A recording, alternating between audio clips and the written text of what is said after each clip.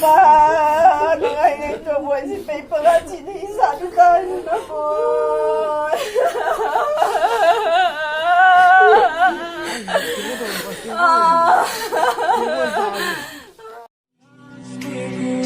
Climb to the roof, talk about our future like we had a clue.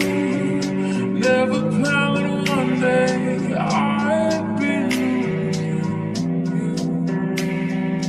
in another life.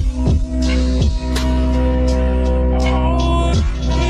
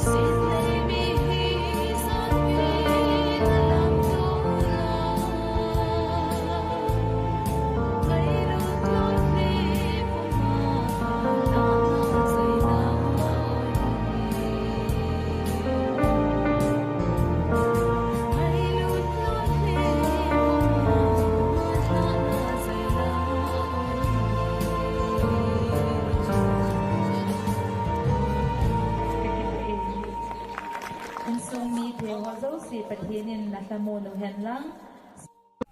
Mi pi angai lu aloi apai changin kan joi bin a hile angai lu alung sit atam je in ai nung jui ho jong anung jui ho jong atam the jing in a hi de bin gari ko zat pi hin ama ngai lu na zala hin jui hi bin ama umtah jong le ama umtah jong le alha lungmongin te ti he ta sanu me na hi